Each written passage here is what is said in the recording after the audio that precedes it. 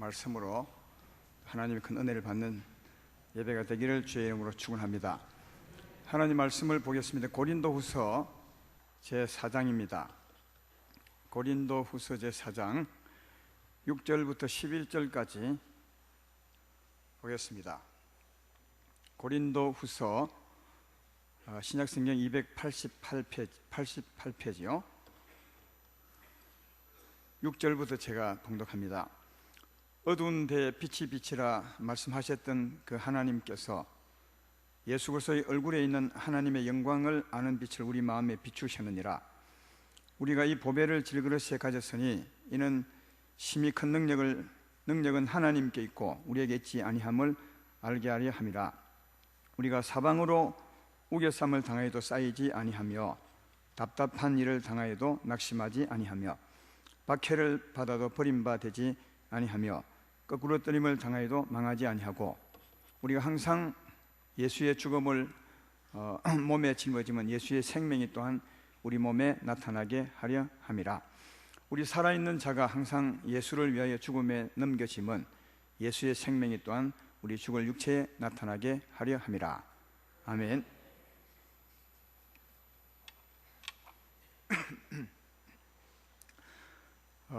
오늘 저는 말씀은 어떤 상황에도 주를 붙들고 사십시오. 어떤 상황에도 흔들리지 말고 주를 붙들고 사십시오. 이런 제목이 되겠습니다. 오늘 그 성가대 찬양이 나는 주님의 성전이란 찬양인데 아주 마음에 와닿는 찬양이었습니다. 이 찬양도 오늘 말씀 내용과 거의 비슷하다고 할 수 있습니다. 찬양도 생각하고 또 제목도 생각하면서 말씀을 들으시면 좋겠고요. 또 하나는 오늘 전할 말씀은 지금 이때 전하면 참 좋겠다 싶어서 오늘 전하게 되었습니다. 왜냐하면 요즘 월드컵 축구 대회가 아주 뜨겁게 열리고 있는데 온 세계가 월드컵 축구에 쌓여 있습니다. 특별히 오늘은 뭐랄까요? 뭡니까? 이벤이 많이 일어난다 할까요? 이벤이 많이 일어납니다. 축구 안 보신 분은 잘 모르겠지만 제가 축구 소식을 좀 원래 스페인이 그 세계 축구 랭킹 1위였는데 그 1등 하던 그 스페인이 이번에 두 번이나 게임 쳐가지고요 예선 탈락하게 되고, 또 잉글랜드, 영국이죠. 영국은 원래 축구가 생겨난 나라인데 그 나라도 잘하는 나라인데 두 번이나 쳐서 이제 예선 탈락하게 되었습니다.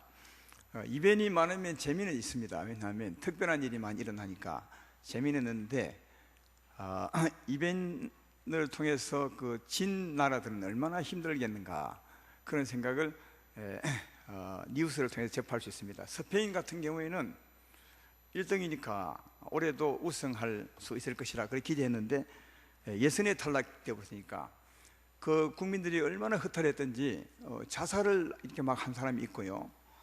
그 다음 막 곳곳에 난동이 벌어지고요. 그 나라는 좀 그 축구 광들이 많아가지고 좀 그렇습니다. 영국도 굉장한 일들이 막 벌어지고, 일본도 이겨야 되는데 못 쳐가지고 아주 그 국민들이 막 허탈해하고 그럽니다. 그 축구 경기, 그 일본 한 그 경기를 보니까 자기들이 현장에 못 갔지만 그 도쿄 경기장에서 경기하는데 일본이 못 이기니까 막 눈물을 펑펑 쏟으면서 그렇게 힘들어 하는 것을 볼 수가 있었습니다.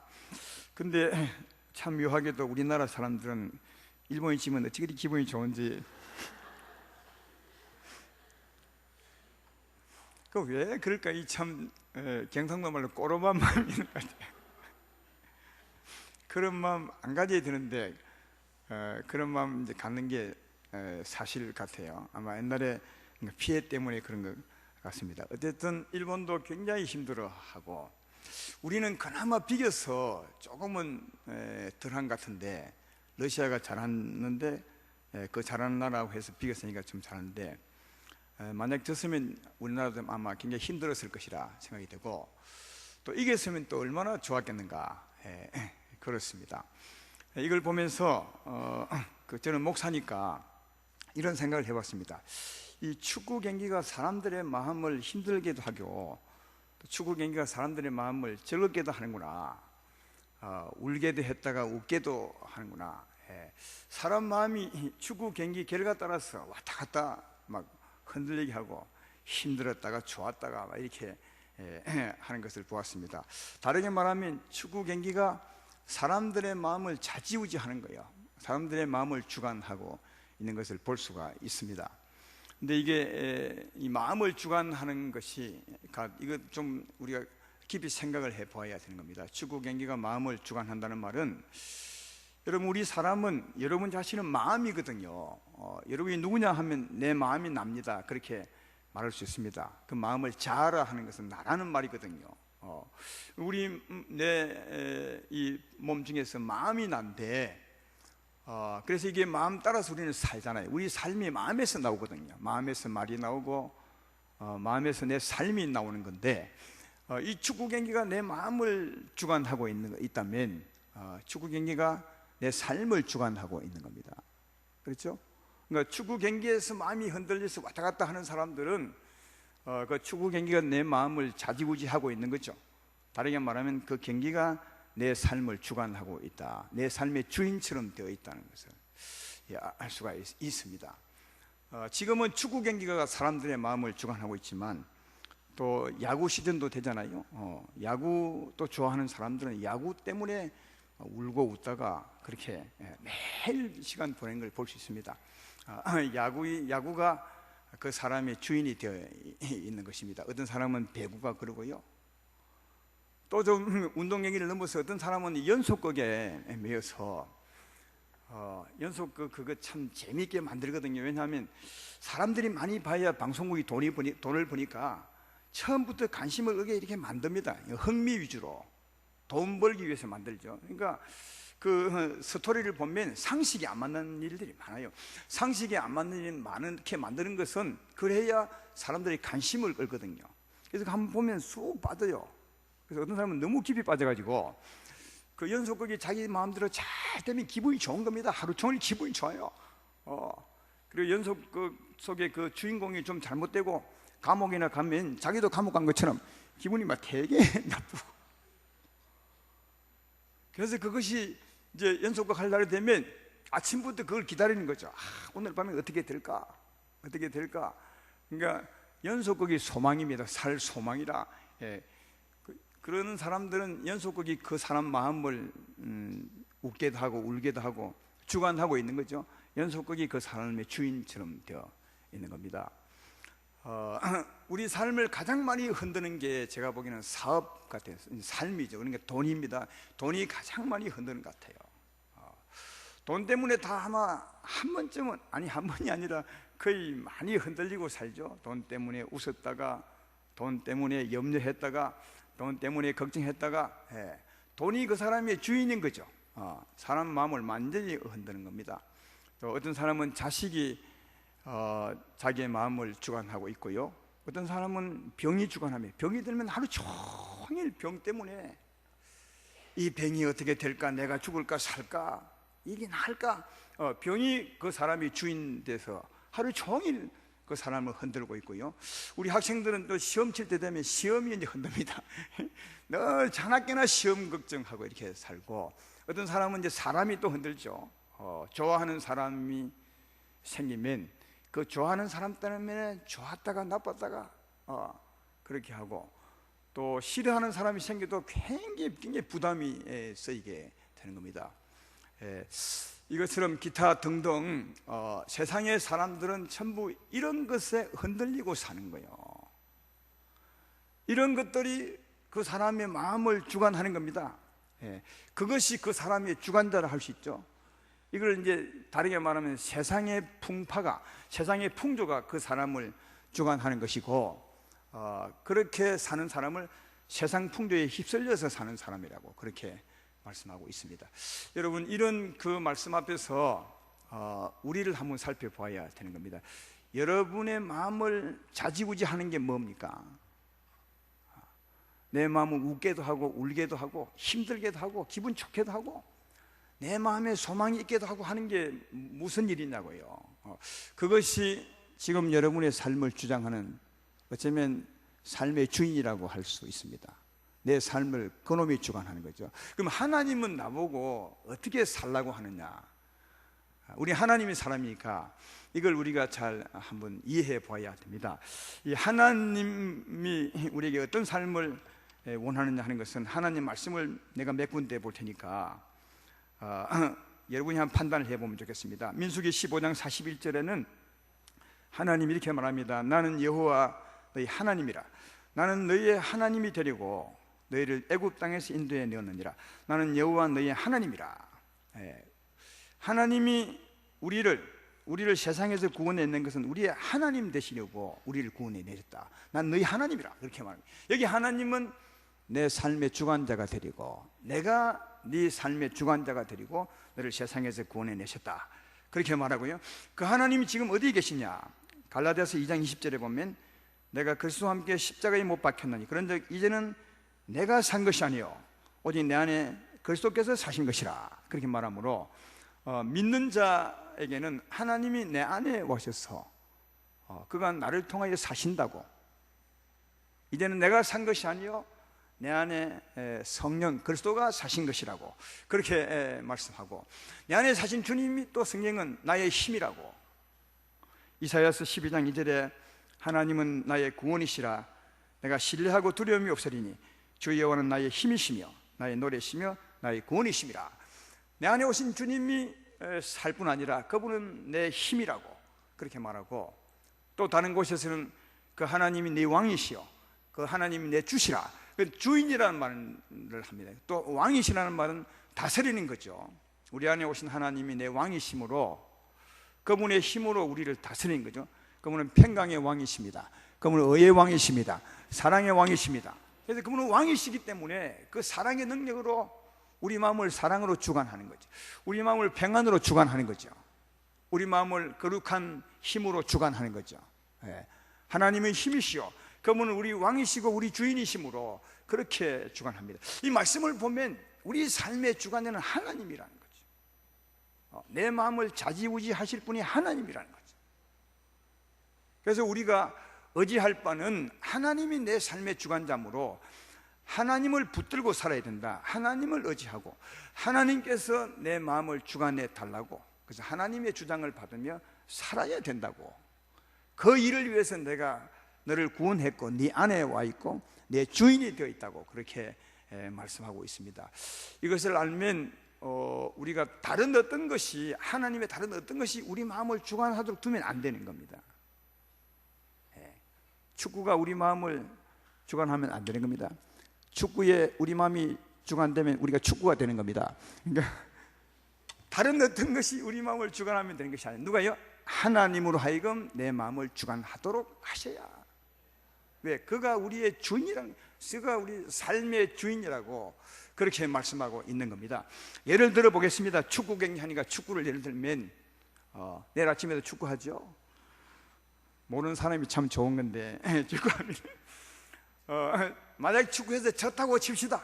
그러면 마음이 상하는 것이 당연하죠. 왜냐하면 우리나라니까.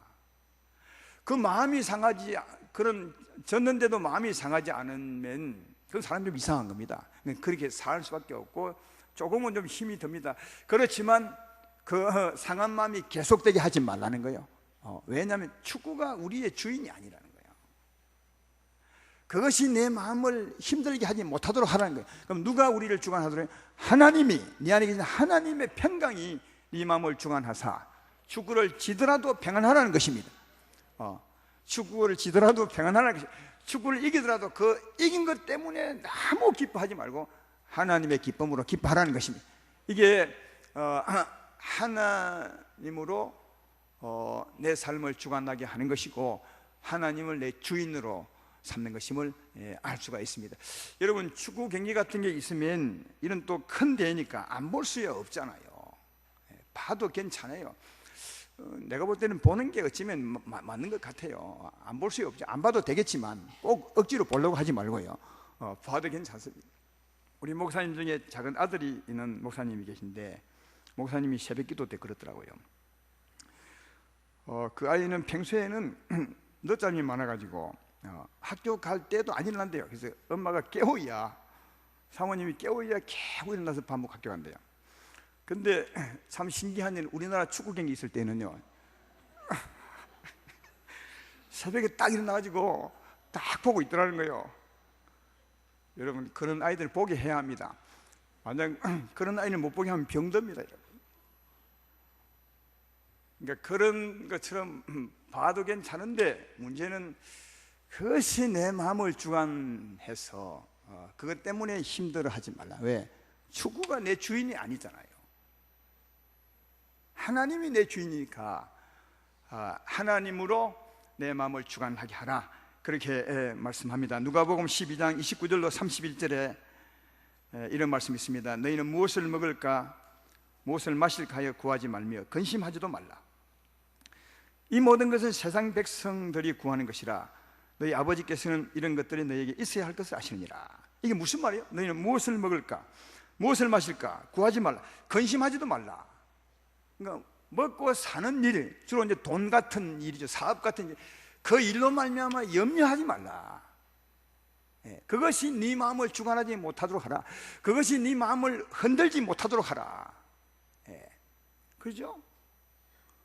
왜냐하면 그것이 우리 주인이 아닙니다. 그래서 그 다음에 이렇게 말합니다. 그러면 어떻게 되냐? 다만 너희는 그의 나라를 구하라. 그리하면 이런 것들을 너에게 더하시라. 그의 나라는 하나님의 능력이죠. 하나님을 구하라. 왜? 하나님이 내 주인이라는 거예요. 먹고 사는 것이 네 마음을 주관하지 못하게 하라. 먹고 사는 것 때문에 힘들어하거나 근심하지 말라.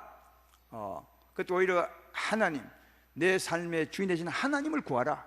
그럼 하나님의 평강이 네 마음을 주관하사 근심하지 않게 할 것이며 소망을 가지게 할 것이며 힘을 줄 것이며 은혜로 살게 할 것이다. 그래서 하나님의 의를 구해서 살아라.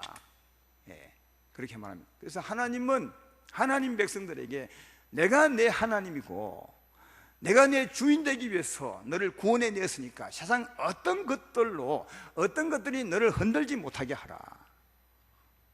오직 내가 내 마음을 주관토록 하라. 그렇게 말합니다. 이것을 한꺼번에 말씀한 곳이 있습니다. 빌립보서 4장 6절로 7절에 그 모든 것을 한꺼번에 이렇게 말합니다. 아무것도 염려하지 말고, 이 모든 게 다 포함되는 거예요. 아무것도 염려하지 말고 다만 모든 일에 기도와 간구로 너희 구할 것을 감사함으로 하나님께 아뢰라.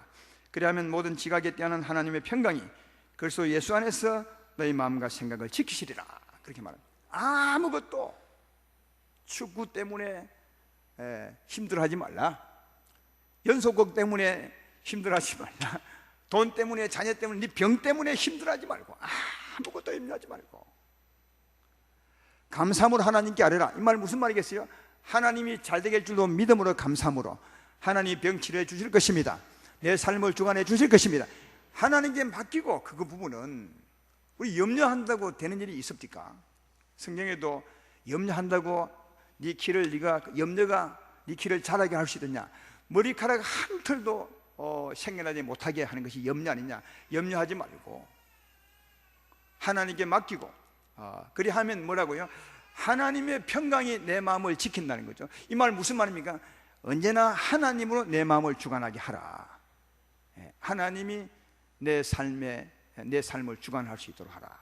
그렇게 말씀하고 있습니다. 그러므로 사랑하는 아름다운 교회 성도 여러분들이요, 세상 어떤 것이 여러분을 주관하지 못하도록 하십시오. 왜냐하면 그것은 우리의 삶의 주관자가 아닙니다. 우리의 삶의 주관자 하나님이십니다. 그러므로 하나님으로 여러분을 주관하시도록 하시고 하나님을 붙들고 사시기를 주의 이름으로 축원합니다. 근데 우리 사람들은 감정의 동물이라 감정이 있어서 좋은 것을 보면 기뻐하게 되어 있고요, 좋지 못한 것을 보면 마음이 상하게 되어 있어요. 이게 연결이 되어 있어요. 우리 보고 듣는 것과 우리 감정이 함께 연결되어 있어요. 그래서 좋은 것을 보면 당연히 좋아하게 되고요, 나쁜 것을 보면 당연히 자연스럽게 마음이 힘들게 되어 있습니다. 사람은 그렇게 되어 있어요. 동물과 달리 축구 경기 하다가 우리나라가 골을 넣으면, 그리고 이기면 정말 기쁘죠. 그건 당연한 겁니다. 그때도 축구가 내 마음을 주관하지 못하게 해야지, 나 기뻐하지 않으리, 그런 사람. 그러나 하나님이 나를 지으신 것을 몰라서 그래요. 하나님이 나를 지으실 때 이 보고 듣는 것과 감정이 연결시켜서 좋은 것을 보면 기분 좋게 되어 있고요, 나쁜 것을 보면 나쁘게 되어 있어요. 그러니까 우리가 잘하는 걸 보고 기뻐하는 것은 당연한 겁니다. 예, 그것을 말하는 것이 아니에요. 우리나라 2002년도에 우리나라에서 월드컵이 열렸잖아요. 지금은 브라질에서 열리고 있지만 그때는 우리나라에서 열렸거든요. 그래서 열릴 때 응원을 그때 얼마나 많이 했습니까? 예, 그 2002년도 월드컵 하고 난 그 뒷얘기를 쓴 것이 책에 어느 책이 있더라고요. 내가 좀 뜻깊게 읽었던 게 뭐냐 하면, 우리나라 선수가 골을 딱 넣었는데 그때 이제 넣으면 막 기뻐하잖아요. 그래서 이제 어떤 부부가 그 길거리 응원에 이제 같이 갔습니다. 자기 남편하고 자기하고 가서 그 이제 쌓여서 응원을 하고 있는데, 골을 딱 넣었는데 자기는 막 기뻐하다 보니까 자기 남편이 나무 위에를 안고 막 그래서 가만히 있어서 이 남자가 뭐 하는 거냐 지금. 그랬대. 그래서 이게 정말 큰 싸움 날 일 아니겠습니까? 왜냐하면 이게 남자가 알고 뛰었는지 모르고 했는지 모르겠지만 하여튼 남의 여자를 안고 뛰었어요. 여자가 보면 되게 기분 나쁠 일이죠. 그래도 이 여자가 이제 그 글 쓴 게 그거예요. 너무 좋을 때 아마 나라고 생각하고 안고 뛰었을 거다. 그래서 이해했다고 그렇게 말하는 책이 있더라고요. 내용이 있더라고요. 그러니까 그것처럼 모르겠지만 하여튼 기쁠 때는 기쁜 것입니다. 좋으면 좋은 겁니다. 그건 당연한 겁니다. 좋을 때 좋아하지 않는 사람이 문제 있는 겁니다. 그리고 골을 먹었을 때 졌을 때 기분이 마음이 상한 건 당연합니다. 여러분이 비 오는 날, 요즘은 다 아스팔트가 깔려 있어서 그런 길이 없는데 저 시골길을 다닐 때 말이죠, 이 길가에 물이 고여 있을 때 있잖아요. 근데 차가 지나가면서 물을 탁 튀기면 그 흙탕물이 오신 분들 때 그때 기분 좋습니까? 그건 기분 나쁜 거예요. 예. 근데 예수 믿으니까 기분 안 나빠해야지. 예수님 아무리 믿어도 기분 나쁜 겁니다. 그때는 그건 자연스러운 거죠. 예. 지금 내가 말하는 것은 그런 것을 말하는 것이 아닙니다. 그런 것은 오히려 기뻐하고 또 그 순간에 마음 아파하는 것은 당연한 것입니다. 기분 나쁜. 내가 그걸 말하는 것이 아니라 오랫동안 그 상한 마음이 가는 겁니다. 아침에 축구 경기를 해서 졌는데 아침에 전 그 기분이 저녁까지 해질 때까지 가는 거예요. 그 문제가 있는 거예요. 축구 경기가 짐으로 말미암아 밥맛도 없고 또 잠도 안 오고, 이게 문제가 있는 거예요. 또 축구 경기 때문에 막 낮에 일하러 갔는데 이 손이 안 잡히는 거예요. 마음이 흥분이 돼가지고 이겨도 막 흥분이 되고, 그것도 안 맞는 거예요. 또 축구 경기 때문에 새벽 기도도 안 나오고 축구 경기 때문에 예배도 이게 문제가 있는 겁니다. 축구 경기로 말미암아 이리 되면 그건 좀 문제가 있는 겁니다. 또 다른 일도 마찬가지입니다. 다른 일로도 마음이 그렇게 상하면 그건 우리가 문제가 있는 것입니다. 그럴 때 그리하지 말라고, 그럴 때 뭐라고요? 하나님으로 이기라고. 그럴 때 하나님으로 이기라고. 그때 우리가 그 마음에서 이겨야 그게 우리가 올바르게 사는 것임을 성경은 말해주고 있습니다.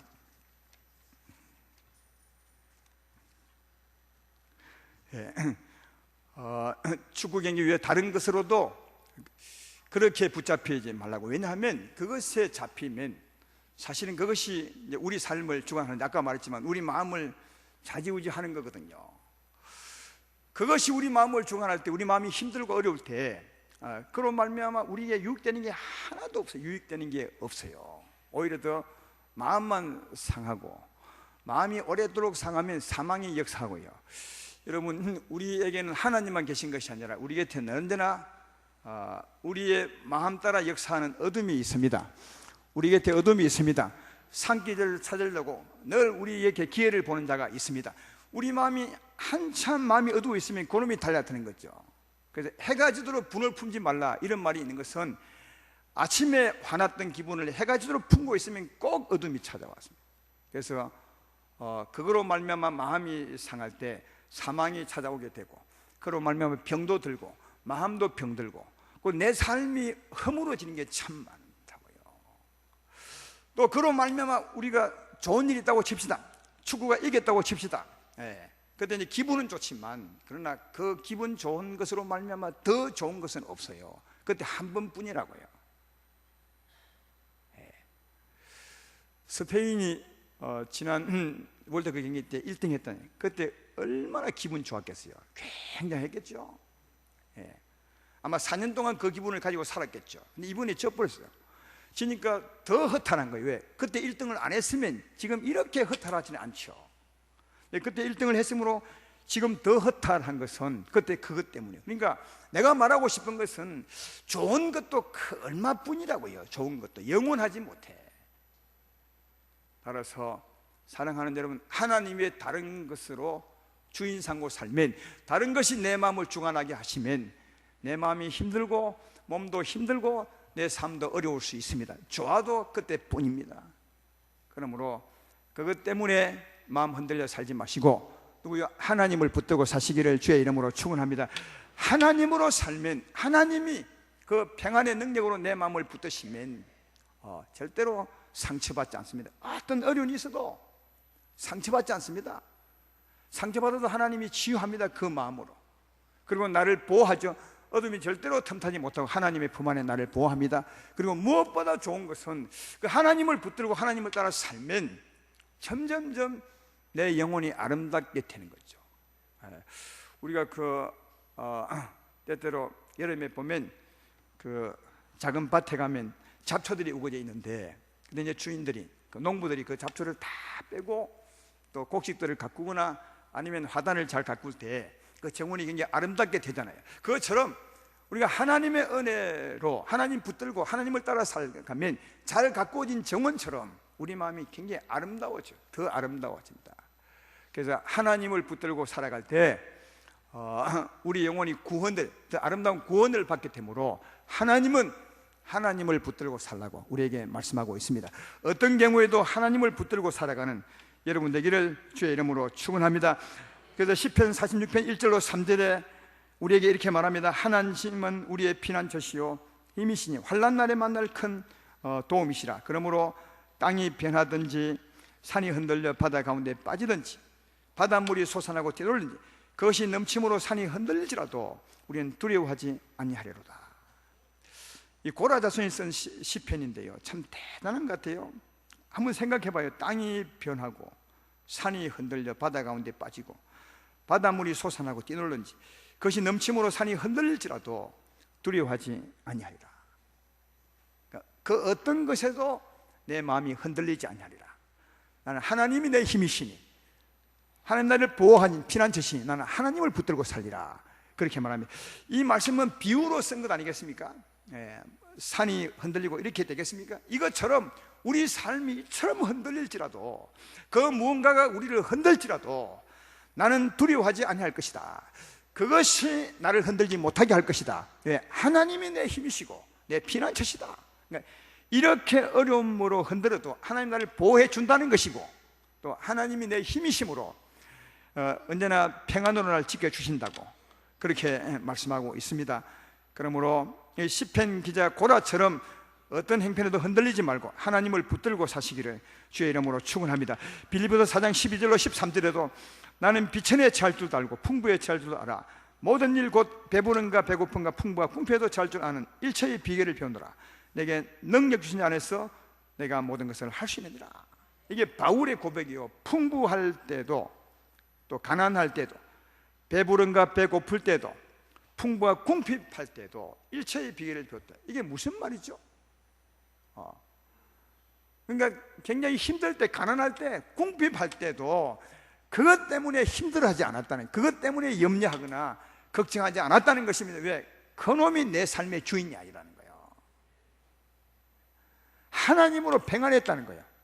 염려는 하나님께 맡기고 하나님이 나의 피난처시니까 나를 주관해 줄 것이라 맡기고 자기는 하나님의 평안으로 평안했다는 거예요. 왜? 하나님이 내 삶의 주관자니까. 거기 분명히 말하죠. 바울이 어떻게 일체의 비결을 배웠는지.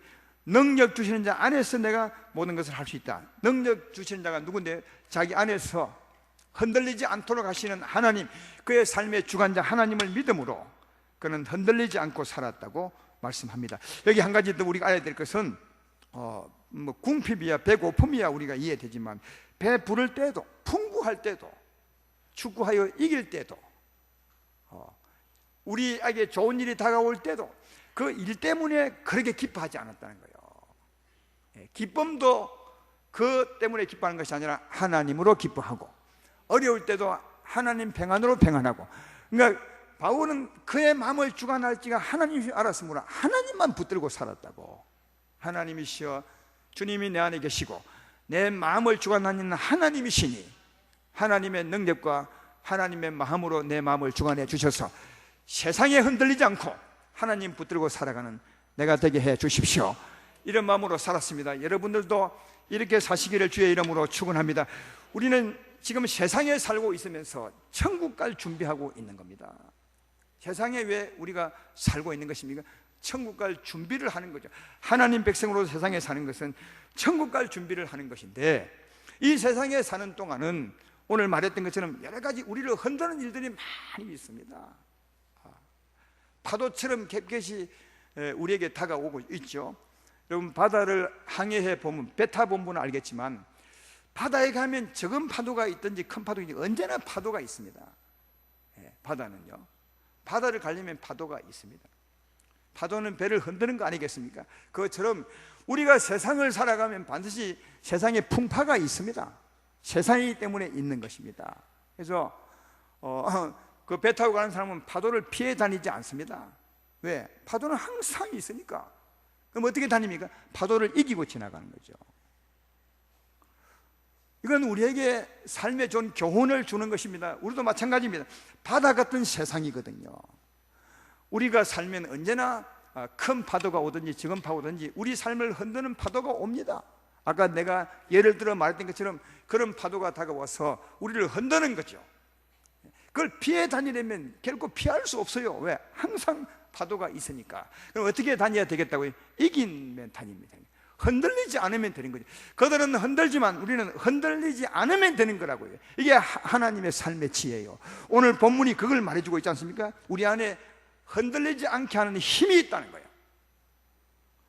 6절에 보십시오. 어두운데 빛이 비치라 말씀하셨던 그 하나님께서 예수 그리스도의 얼굴에 있는 하나님의 영광을 아는 빛을 우리 마음에 비추시느니라.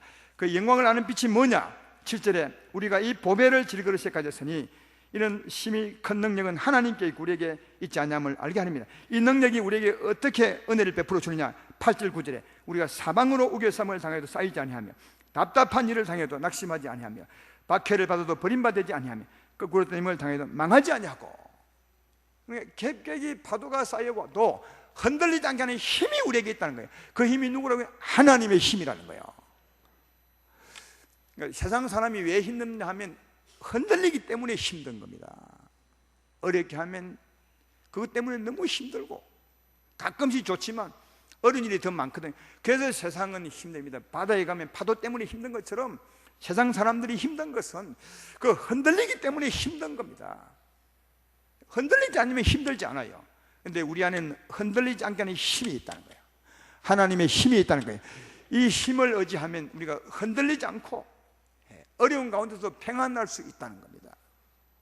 그래서 이 능력을 보배라고, 그 큰 능력은 우리에게 있는 것이 아니라 하나님께 있는 것이라고, 그 하나님이 여러분 안에 계시다고, 이 힘을 의지하고 살아가면 힘든 세상 속에서도 힘들지 않게 살아갈 수 있다고, 이 힘을 의지하고 살라고 우리에게 말씀하고 있는 것입니다. 그런데 그 뒤에 이 2절 10절 11절을 우리가 꼭 알아야 될 말씀이 있습니다. 이게 더 중요한 겁니다.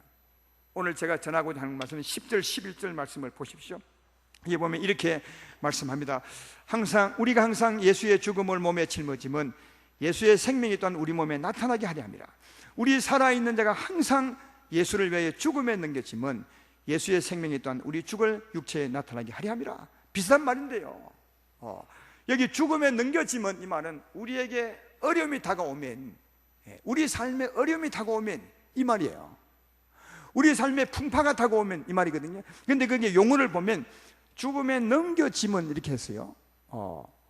뭡니까? 누군가가 우리를 하여금 어둠에, 그 어려움에 붙였다는 말이죠.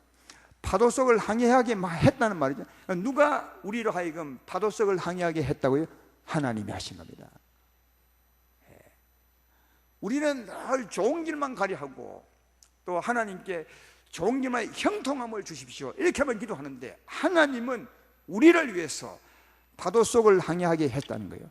죽음에 넘겨짐은, 우리로 하여금 어려운 가운데 붙이심은, 그렇게 말씀한 겁니다. 하나님이 하셨습니다. 또 왜 했다고요? 어려움에 넘겨지게 되면 우리는 그 이기려고, 하나님의 능력을 아는 사람은 이기려고 사방을 우겨 싸울 때 우겨 쌓이지 않게 하는 그 힘을 의지하게 될 것입니다. 그러니까 힘이 들 때 그 이기는, 파도를 이기게 하는 그 힘이 우리 안에 있으니까 이 힘을 의지하게 되겠죠. 하나님이시여, 이 어려움이 내게 왔는데 이길 수 있도록 내 마음을 주관해 주십시오. 주님이 내 삶의 주관자가 아니십니까? 내 마음을 평강으로 주관해 주십시오. 용서로 주관하여 주십시오. 사랑으로 주관해 주십시오. 그렇게 할 때 어떻게 해요? 그 어려움으로 말미암아 하나님의 생명이 역사한다는 거예요. 내 마음의 육체에 어려움이 있을수록 나는 하나님을 의지하게 되고, 하나님은 그때마다 생명을 풍성히 공급해 주어서 그 어려움 때문에 생명이 풍성한 자가 된다는 거예요. 내 말 이해되면 아멘 합시다. 이게 11절 말씀 아닙니까? 우리 살아있는 자에게 항상 예수를 위해 죽음에 넘겨짐은, 항상 파도가 치면, 죽음에 넘겨짐은 예수의 생명이 또한 우리 죽을 육체에 나타나게 하느니라. 그러니까 하나님이 우리에게 생명을 풍성케 하려고 항상 우리에게 파도가 치게 했다고 말합니다. 정말 전 그런 것 같아요. 우리는 예수 믿으면 자꾸 피할 길만 찾는데, 내가 지나온 날들을 쭉 돌이켜 봐도 그렇지 않은 것 같아요. 세상은 아까도 얘기했던 것처럼 바다와 같습니다. 적은 파도가 있든 큰 파도가 있든, 이런 바다 가보셨죠? 저는 너무 잘 압니다. 항상 파도 칩니다. 세상도 그런 것 같아요. 항상 죽음에 넘겨지면 뭐라고요? 그때 우리는 어려우니까 하나님을 의지하는 거죠. 세상 사람들은 이 어려움 때문에 다 더 힘들어하고 더 낙심하고 좌절하고 힘들어하죠. 너무 힘들면 아까 축구 경기하다 자살한 것처럼 너무 못 이겨서 막 죽는 사람도 많이 있지만, 그러나 우리는 하나님을 의지하게 되면, 하나님을 의지하게 되면 그 어려움을 이길 수가 있습니다. 그때마다 하나님이 역사한다는 거예요. 하나님의 생명이 풍성해져서 어떤 일이 벌어지겠어요? 내 영혼이 아름다워지는 거죠. 이게 어려움이 있으면 아무래도 우리 육체는 힘듭니다. 그리고 어려운 일을 만날수록 우리 육체는 더 자꾸만 늙어가겠죠. 후패해 가겠죠. 그러나 그 일로 말미암아 하나님의 은혜를 의지하게 되면 생명은 풍성해져서 내 안에 속 사람 영혼은 날마다 더 좋아지는 거예요. 영혼은 날마다 더 좋아지는 거예요. 이게 우리 향한 하나님의 사랑이라 그래요. 우리 이해하지 못하겠지만 그래요. 그래서 그걸 결론적으로 16절부터 말합니다. 자, 오늘 본문 뒤에 16절부터 18절을 보십시오. 그러므로 우리가 낙심하지 아니하는 우리의 그 사람은 낡아지나 우리 속 사람은 날로 새로워지도다. 우리가 잠시 받는 환난에 경한 것이 지극히 크고 영원한 영광의 중한 것을 우리에게 이루게 함이니, 우리가 주목하는 것은 보이는 것이 아니요 보이지 않는 것이니, 보이는 것은 잠깐이요 보이지 않는 것은 영원함이라. 할렐루야, 할렐루야. 하나님의 진짜 관심은 우리의 영혼이라는 거예요. 보이지 않는 영혼의 아름다움이라는 거예요. 이 땅에 사는 동안 우리 향하신 하나님의 소망이 뭐냐? 아름다운 영혼이라는 거예요. 그것이 영원한 것이고, 우리가 진짜 주목해야 볼 것이 바로 그것이라는 거. 우리의 관심도 거기에 두라는 거예요. 근데 그 영혼이 어떻게 아름다워지느냐? 어려움을 만날 때마다 주님을 의지함으로 생명이 풍성해지는 거예요. 생명이 풍성해지는 거예요. 그러면 내 몸은 좀 힘들지라도 영혼은 점점 더 새로워지게 된다. 그것이 하나님의 참 소망이라고 그렇게 말씀하고 있습니다. 사랑하는 여러분, 세상 사람이나 예수 믿는 우리들나 똑같이 세상에 살기 때문에 똑같이 파도를 만나는 겁니다. 세상 사람은 안 만나는 것이 아니라 세상 사람도 파도를 만나고 우리도 파도를 만나는데, 그들과 우리의 다른 점이 있는 것은 그들은 파도에 휩쓸려 사는 거예요. 파도에 휩쓸려서 견디지 못해요. 여러분, 배를 처음 타본 분들은 아마 이해될 텐데, 작은 파도가 치도 멀미 때문에 못 견뎌요. 큰 파도 치면 굉장히 너무너무 힘들어요. 파도 치면. 그래서 어느 정도 힘드냐? 속에 있는 것을 전부 다 토해내고 나올 게 없어서 노란 물까지 나올 때까지. 그게 노란 물이라 그래요. 맨 마지막에 나오는 물이 노란 물이에요. 그 무슨 물인지 모르겠어요. 하여튼 똥물 같아요. 그게 막 그렇게 하고 나면 그 파도에 적응이 돼서 그 다음부터는 괜찮아요. 그래서 해군들이나 배 타는 사람은 꼭 그거 경험하고 그 다음부터는 큰 파도가 돼 괜찮아요. 신기해요 이게. 내 세상의 사람들은 풍파치는 세상에서 결코 이길 힘이 없으니까 늘 이리 시달리고 저리 시달리고 마음이 상하고 영혼이 죽고 병들고 고생하고 싸우고 이러다가 세상 끝내고 가는 거예요. 그게 행복이 없는 거예요. 그러나 우리는 그렇게 흔들려도 흔들리지 않게 하는 힘이 있는 거예요. 우리 안에 힘이 있는 것입니다. 이게 하나님의 힘이라는 거예요. 그래서 세상 풍파가 쳐도, 큰 파도가 쳐도 얼마든지 평안할 수 있고 얼마든지 사랑할 수 있고. 왜? 큰 배는 파도가 못 흔들어요. 흔들리도 별로 안 흔들려. 그처럼 하나님의 큰 능력을 의지하고 살아가면 세상을 이길 수 있거든요. 이길 수 있거든요. 근데 더 중요한 것은 이기고 가면 하나님의 생명이 역사하사 우리 몸은 좀 힘들지라도 또 나이들은 늙어갈지라도 우리 영혼은 날로 새로워져서 그게 천국의 복이요 천국 가는 준비를 하는 것이라고. 그것이 내 복이라고. 그래서 너희를 사랑하는 나는 그렇게 너희를 인도한다고 그렇게 말씀하고 있습니다. 사랑하는 성도 여러분, 우리 삶의 주관자는 세상의 어떤 것이 아닙니다. 생각해봐요. 우리 영혼이 얼마나 고귀한데 축구가 나를 주관하게 해서야 되겠습니까? 하찮은 돈이 내 영혼을, 내 삶을 주관하게 했어야 되겠습니까? 그 하찮은 돈이 내 주인이 되게 했어야 되겠냐고요. 병이 내 주인 되게 했어야 되겠습니까? 연속극이 내 삶의 주인 되게 했어야 되겠습니까? 얼마나 고귀한 인생인데 그것이 내 주인이 되게 했어야 되겠냐고요. 아닙니다. 우리의 주인은 누구시라고요? 하나님이십니다. 하나님이 우리 삶의 주관자가 되기 위해서 이 세상에 오셨고 나를 구원하셨고 그분은 지금 내 안에 와 계시오. 내게 힘을 주시고 내 마음을 주관해 주시려고 평강을 주시려고 사랑과 기쁨을 주시려고 그래서 어떤 어려움도 이기며 살아가게 하시려고 우리 안에 와 계십니다. 그러므로 내 삶의 주관자는 하나님이시니 어떤 상황이 내게 온다 해도 그 하나님을 붙들고 이기며 살아가는 여러분 되기를 주의 이름으로 축원합니다. 이것이 진짜 우리의 소망 있는 삶인지 땅에도 힘있게 살아가는 삶이고 그 삶은 천국의 영광을 쌓아가는 삶이니 영육간 복이 있는 줄로 믿습니다. 어떤 상황에도 하나님 붙들고 살아가는 여러분 되기를 주의 이름으로 축원합니다.